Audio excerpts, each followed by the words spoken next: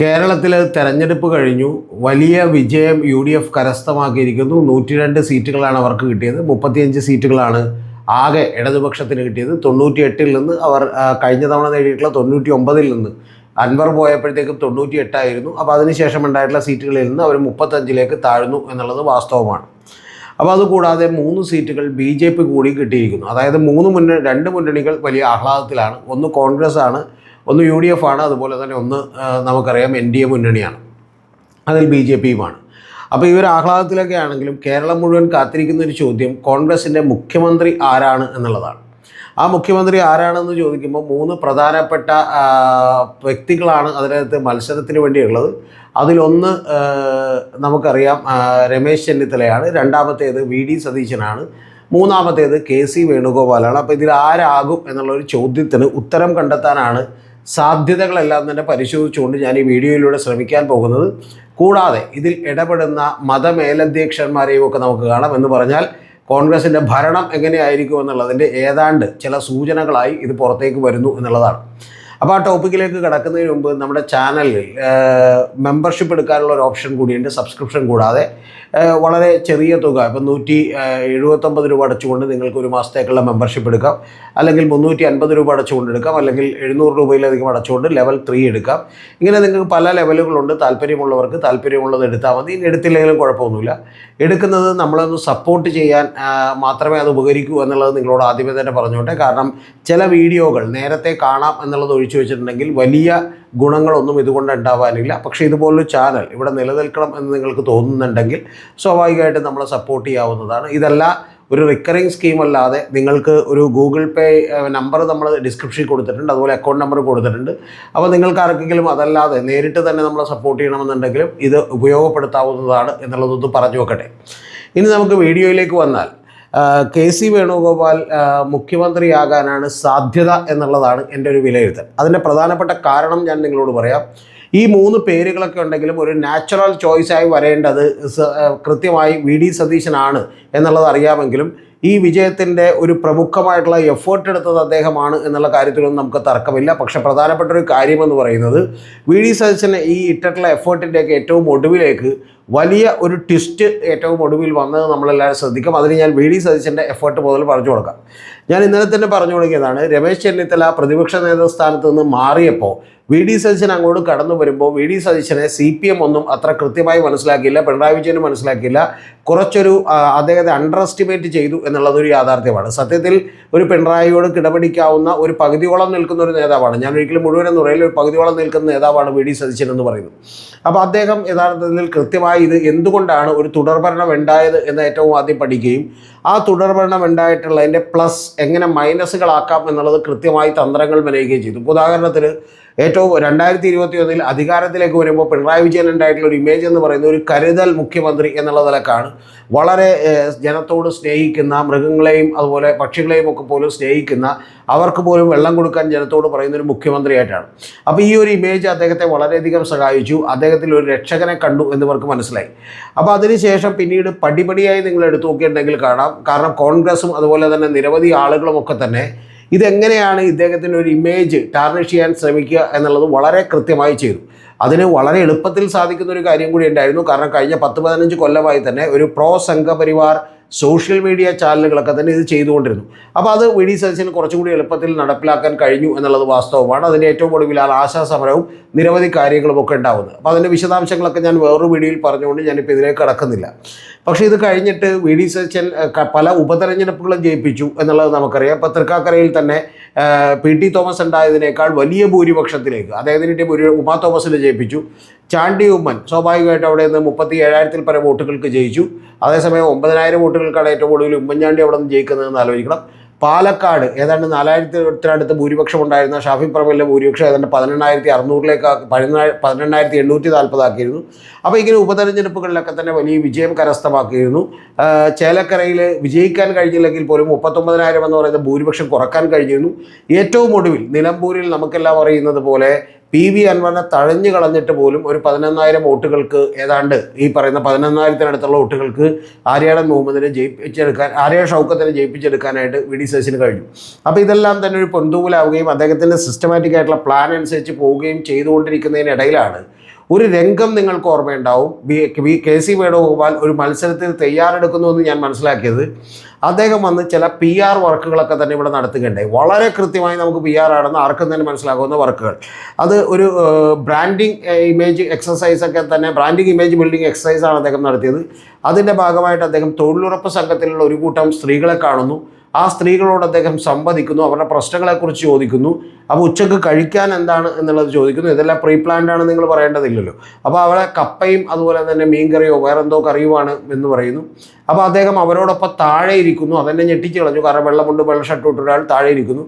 അപ്പോൾ അവിടെയുള്ള സ്ത്രീകൾ പറയുന്നുണ്ട്, അയ്യോ സാറിന് ഇരിക്കാൻ വേണ്ടി ഞങ്ങൾ ചെയർ കൊണ്ടുവരാമെന്ന് പറയുന്നുണ്ട്. അപ്പോൾ വളരെ ഈ പറയുന്ന പോലെ സമത്വത്തിൽ വിശ്വസിക്കുന്ന KC വേണുഗോപാൽ, നിങ്ങൾ ചെയറിലാണ് ഇരിക്കുന്നതല്ല, പിന്നെ ഞാൻ എന്തിനാണ് ചെയറിലിരിക്കുന്നത് എന്ന് ചോദിച്ച് താഴേക്ക് ഇരിക്കുന്നു. സത്യത്തിൽ ആ തൊഴിലുറപ്പ് തൊഴിലാളികൾ പോലും വെള്ളം കൊണ്ടെടുത്ത് വന്നിട്ടുണ്ടെങ്കിൽ അങ്ങനെ താഴെ ഇരിക്കില്ല എന്നുള്ളത് നമുക്ക് എല്ലാവർക്കും അറിയാം. കാരണം അവരെ സംബന്ധിച്ചൊരു മുണ്ട് തന്നെ വലിയ പ്രധാനപ്പെട്ടതാണ്. പക്ഷേ KC വേണുഗോപാലിനെ സംബന്ധിച്ച് അതൊന്നും അല്ലാത്തതുകൊണ്ട് അദ്ദേഹം വളരെ താഴെ ഇരിക്കുന്നു. ഇത്തരത്തിലുള്ളൊരു എക്സസൈസ് എന്ത് ചെയ്യുന്നു, നടത്തുന്നു. ഇതിനുശേഷം അദ്ദേഹം സ്വിഗ്ഗിയോ സൊമാറ്റോ ഒക്കെ വിൽക്കുന്ന അത്തരത്തിലുള്ളൊരു പയ്യൻ്റെ പുറകിലിരിക്കുന്നു. അവരുടെ പ്രശ്നങ്ങൾ ചോദിച്ചറിയുന്നു. പിന്നീട് ഒരു വീട്ടിൽ ചെന്നു അദ്ദേഹം കപ്പ എടുത്ത് രുചിച്ച് നോക്കുന്നു. അപ്പോൾ ഗ്യാസിൻ്റെ വിലയും കപ്പയുടെ വിലയെക്കുറിച്ചൊക്കെ അദ്ദേഹം വലിയ വിഷമം അദ്ദേഹത്തിനുണ്ടാകുന്നു. അപ്പോൾ ഇത്തരത്തിലുള്ള എക്സസൈസ് നടത്തി. പക്ഷേ പിന്നെ അത് കണ്ടിന്യൂ ചെയ്തില്ല. കാരണം ഏതാണെങ്കിലും വളരെ ഒരു ലോവർ ലെവലിലുള്ള PR ഏജൻസിയുടെ അഡ്വൈസ് മൂലമാണ് അത് ചെയ്തത് എന്നാണ് എനിക്ക് മനസ്സിലാക്കാൻ കഴിയുന്നത്. കാരണം അത് അമ്പേ തകർന്നുപോയി.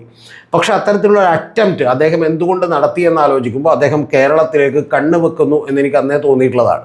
അത് കഴിഞ്ഞ് കുറച്ചുകൂടി കഴിഞ്ഞപ്പോൾ അത് ഉറപ്പുവരുത്തിയ ഒരു കാര്യമെന്ന് പറയുന്നത്, അത് അദ്ദേഹം ചെയ്യുന്നതിന് എനിക്ക് പരാതിയൊന്നുമില്ല കേട്ടോ. കാരണം അദ്ദേഹത്തിന് ഇതിന് അർഹതയുണ്ട് എന്ന് വിചാരിക്കുന്ന ഒരാളാണ് ഞാൻ.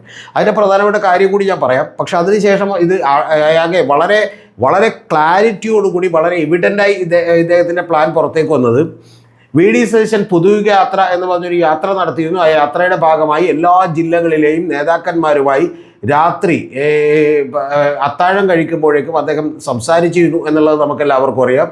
ഇപ്പോൾ കോഴിക്കോടൊക്കെ എനിക്ക് വ്യക്തമായിട്ടറിയാം. അത്തരത്തിൽ എല്ലാവരുമായി സംസാരിക്കുകയും അവിടെയുള്ള മണ്ഡലങ്ങളും ആ മണ്ഡലങ്ങളിൽ പാലിക്കേണ്ട സമുദായമായിട്ടുള്ള ചില പരിഗണനകളും ഒക്കെ തന്നെ ചർച്ച ചെയ്യുകയും ഏറ്റവും ഒടുവിൽ കേരളം മുഴുവൻ ഏതാണ്ട് എല്ലാ സീറ്റുകളിലേക്ക് തന്നെ, അതായത് കോൺഗ്രസ് മത്സരിക്കാൻ പോകുന്ന സീറ്റുകളിലേക്കൊക്കെ തന്നെ ധാരണ എത്തുകയും ഘടകകക്ഷികളുടെ സീറ്റുകളിലേക്കുമൊക്കെ ഏകദേശ ധാരണകളിലേക്ക് എത്തിയിരുന്നു.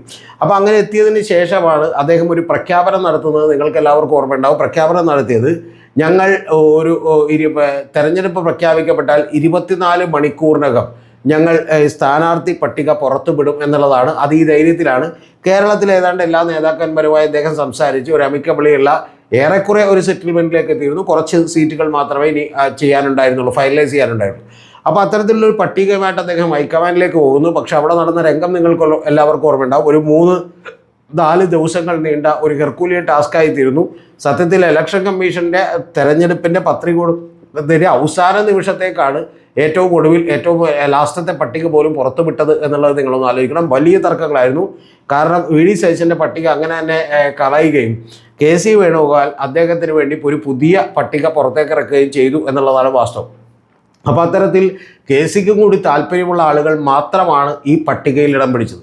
അത് വളരെ കൃത്യമായിട്ടുള്ള എവിഡൻ്റ് ആയിട്ടുള്ള വളരെ ക്ലാരിറ്റിയുള്ള വളരെ ഈ പറയുന്ന പോലെ എല്ലാവർക്കും തന്നെ മനസ്സിലാകുന്ന ഒരു ആക്റ്റായിരുന്നു KC വേണുഗോപാലിൻ്റേത്. അദ്ദേഹത്തിനൊരു താല്പര്യമില്ലെങ്കിൽ അങ്ങനെ വാശി പിടിക്കേണ്ട ആവശ്യമില്ല.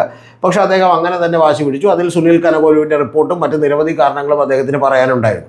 അപ്പോൾ അതിൻ്റെ ഭാഗമായിട്ട് ആലപ്പുഴയിൽ തന്നെ തോമസ് എന്ന് പറയുന്ന വളരെ ചെറിയൊരു പയ്യൻ, ഒരു മിടുക്കനായിട്ടുള്ള പയ്യൻ, അവരെ എത്തിയിരുന്നു മത്സരിക്കാൻ വേണ്ടി. അദ്ദേഹമാണ് ഇപ്പോൾ PP ചിത്രനെ തോൽപ്പിച്ചത്.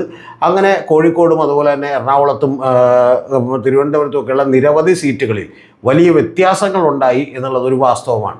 അപ്പോൾ ഇങ്ങനെ വ്യത്യാസങ്ങളുണ്ടായപ്പോൾ യഥാർത്ഥത്തിൽ KC വേണുഗോപാൽ പക്ഷക്കാരായിട്ടുള്ള നിരവധി ആളുകൾ, ഏതാണ്ട് 60ഓളം പേർ അതിൽ നിന്ന് മത്സരിക്കുന്നൊരു ഘട്ടമെത്തുകയും ഇപ്പം തന്നെ നമ്മൾക്ക് മനസ്സിലാകുന്നൊരു കാര്യം, കേരളത്തിൻ്റെ പാർലമെൻ്ററി പാർട്ടിയിൽ 43-ലധികം പേർ KC വേണുഗോപാലിനെ പിന്തുണക്കുന്നു എന്നുള്ളതാണ്. അപ്പോൾ അതിൽ ചില A ഗ്രൂപ്പുകാരടക്കമുള്ള ആളുകളുണ്ട്. A ഗ്രൂപ്പിൻ്റെ ബെന്നി ബെഹനാനെ KPCC പ്രസിഡൻ്റ് ആക്കാമെന്ന്. അപ്പോൾ A ഗ്രൂപ്പിൻ്റെ സപ്പോർട്ട് കൂടി അദ്ദേഹത്തിന് കിട്ടും എന്നാണ് വിചാരിക്കുന്നത്. രമേശ് ചെന്നിത്തലയെ സപ്പോർട്ട് ചെയ്യുന്ന കുറച്ച് പേരുണ്ട്. കൂടാതെ വളരെ കുറച്ച് ആളുകൾ മാത്രമേ VD സതീശനെ സപ്പോർട്ട് ചെയ്യുന്നുള്ളൂ പാർലമെൻ്ററി പാർട്ടിയിൽ എന്നുള്ളതാണ്. അപ്പോൾ ഇതിൽ വി ഡി സതീശൻ ഇന്ന് പറഞ്ഞിട്ടുള്ളത് ദീപാദാസ് മുൻഷിയെ ഒരു കാരണവശാലും ഈ നിരീക്ഷകരോടൊപ്പം ഇരുത്തരുതെന്നും നിരീക്ഷകർ ഒരിക്കലും ഒരു ഹാളിൽ വെച്ച് മീറ്റിംഗ് നടത്തി അഭിപ്രായം ചോദിക്കാതെ ഓരോരുത്തരെയും ഒറ്റക്കൊറ്റക്ക് കാണണമെന്നുമാണ് പറഞ്ഞേക്കുന്നത്. അങ്ങനെ ഒറ്റക്കൊറ്റക്ക് കാണുമ്പോൾ ഏതാണ്ട് 20-ലധികം 23ഓളം MLA 25ഓളം MLA-മാരെങ്കിലും തന്നെ പിന്തുണക്കുമെന്നാണ് വി ഡി സതീശൻ വിചാരിക്കുന്നത്. അപ്പോൾ അതിൽ വളരെ കൃത്യമായിട്ടുള്ള ഒരു പ്ലാനിങ് KC വേണുഗോപാൽ നടത്തുകയും കൂടാതെ ഈ തെരഞ്ഞെടുപ്പിൽ തന്നെ അദ്ദേഹം ഇവിടെ ഫുൾ ടൈമായി ഉണ്ടാവുകയും വളരെ കൃത്യമായി ഏറ്റവും താഴേക്കിടയിലുള്ള ഫണ്ട് എത്തിക്കുന്നത് വരെയുള്ള പ്രവർത്തനങ്ങൾക്ക് അദ്ദേഹം നേതൃത്വം കൊടുക്കുകയും അദ്ദേഹത്തിനോട് വളരെ ക്ലോസായി നിൽക്കുന്ന ചില KPCC ജനറൽ സെക്രട്ടറിമാർ തിരുവനന്തപുരത്ത് നിന്ന് ഈ തെരഞ്ഞെടുപ്പിനെ വലിയ തോതിൽ നിയന്ത്രിക്കുകയും ചെയ്തു എന്നുള്ളത് നിങ്ങൾ മനസ്സിലാക്കണം. എന്ന് പറഞ്ഞാൽ കൃത്യമായി കേരളത്തിലുള്ള ഒരു സാഹചര്യം അദ്ദേഹത്തിന് അനുകൂലമാണ് എന്നുള്ളത് ചുരുക്കം. ഇത് കഴിഞ്ഞ തവണ തെലങ്കാനയിലൊക്കെ തന്നെ ഇതുപോലെ തീരുമാനിച്ചത് പാർലമെൻ്ററി പാർട്ടിയിലെ ഭൂരിപക്ഷം നോക്കിയിട്ടാണ്. അപ്പോൾ അത്തരത്തിൽ ഭൂരിപക്ഷം നോക്കിയാണ് തീരുമാനിക്കുന്നതെങ്കിൽ KC വേണുഗോപാൽ വരാനാണ് എല്ലാ സാധ്യതയും. കൂടാതെ ഹൈക്കമാൻഡിൻ്റെ പിന്തുണയും യഥാർത്ഥത്തിൽ അദ്ദേഹത്തിനുണ്ട് എന്നുള്ളതാണ് ഞാൻ മനസ്സിലാക്കുന്നത്. അത് അറിഞ്ഞുകൊണ്ട് തന്നെയാണ് ഇത്തരത്തിലുള്ളൊരു പ്ലേക്ക് ഇവിടെ തുടക്കപ്പെടുന്നത്. കൂടാതെ സതീശനോട് പറയാനുള്ള ഒരു വലിയ കാര്യം കൂടി അവർ മാറ്റിവെച്ചിട്ടുണ്ട്. അത് സതീശൻ ഇതുവരെ മന്ത്രിയായിട്ടില്ല, പ്രായവും കുറവാണ്. അപ്പോൾ അതുകൊണ്ട് വലിയ ഒരു പോർട്ട്ഫോളിയോ തന്നെ കൊടുക്കാം.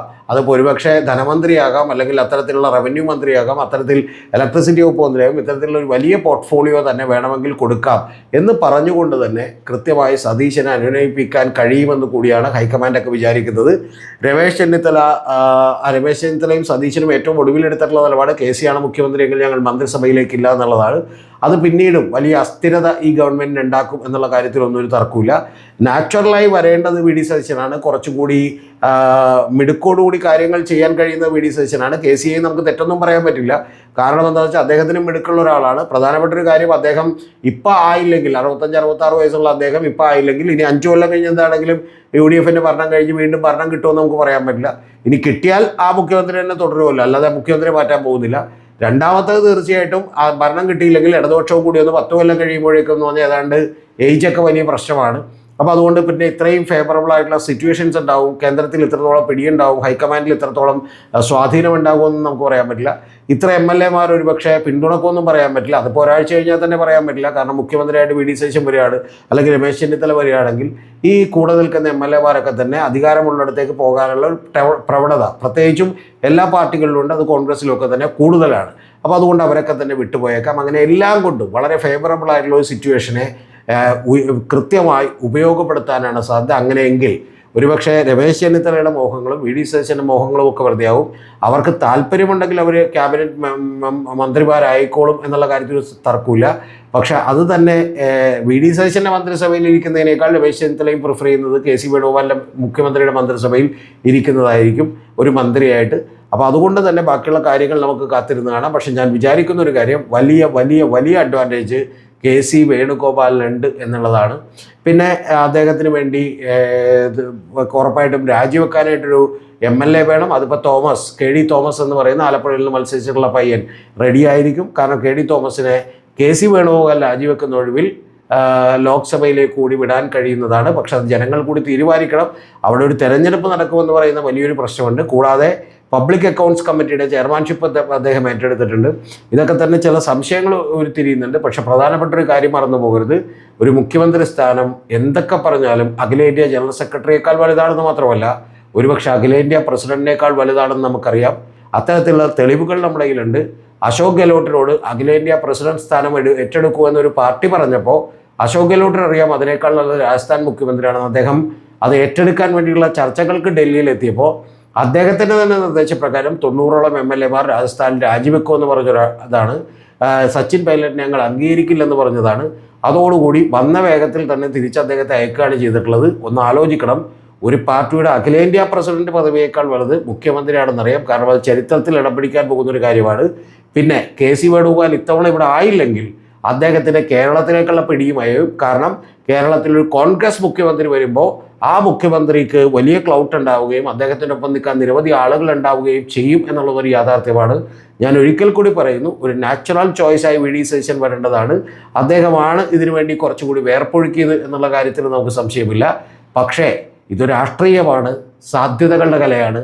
ആ കലയിൽ മിക്കവാറും KC വേണുഗോപാൽ കേരളത്തിൻ്റെ മുഖ്യമന്ത്രിയായേക്കും. ഒരു വാചകം കൂടി പറയാതെ നിർത്താൻ പറ്റില്ല. കേരളത്തിൽ ഇപ്പം തന്നെ UDFൻ്റെ ഭരണം എങ്ങനെയായിരിക്കും എന്നുള്ള ഒരു സൂചനകൾ തുടങ്ങിയിട്ടുണ്ട്.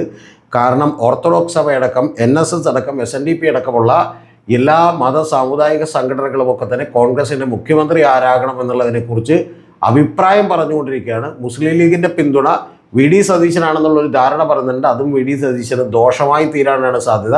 കാരണം മുസ്ലിം ലീഗ് ഇരുമ്പുലക്ക പോലെ ആ തീരുമാനത്തിലൊന്നും ഉറച്ചു നിൽക്കില്ല. മുസ്ലിം ലീഗിൻ്റെയും ജമാഅത്തെ ഇസ്ലാമിയുടെയൊക്കെ ഒരു മുഖ്യമന്ത്രിയാണ് VD സതീശൻ എന്ന് പറഞ്ഞാൽ സ്വാഭാവികമായിട്ടും അത് മറ്റ് സമുദായ നേതാക്കളിലൊക്കെ ഉണ്ടാക്കാൻ പോകുന്ന അനിഷ്ടവും മറ്റു സമുദായങ്ങളിൽ ഉണ്ടാക്കാൻ പോകുന്ന പ്രശ്നവും അവിടങ്ങളിൽ ഉണ്ടാക്കാൻ പോകുന്ന വിഭാഗീയതയും ഒക്കെ കുറിച്ച് വലിയ അവെയറായിട്ടുള്ളൊരു പാർട്ടിയാണ് മുസ്ലിം ലീഗ്. അതുകൊണ്ട് തന്നെ ആ ഒരു കാര്യത്തിൽ തന്ത്രപരമായ ഒരു പിഴവ് VD സതീശന് പറ്റിയെന്നാണ് ഞാൻ വിചാരിക്കുന്നത്. അതിൽ കൂടി പിടിച്ചുകൊണ്ട് തീർച്ചയായും KC വേണുഗോപാൽ കേരളത്തിൻ്റെ മുഖ്യമന്ത്രിയാകാനാണ് വലിയ സാധ്യതയുള്ളത്.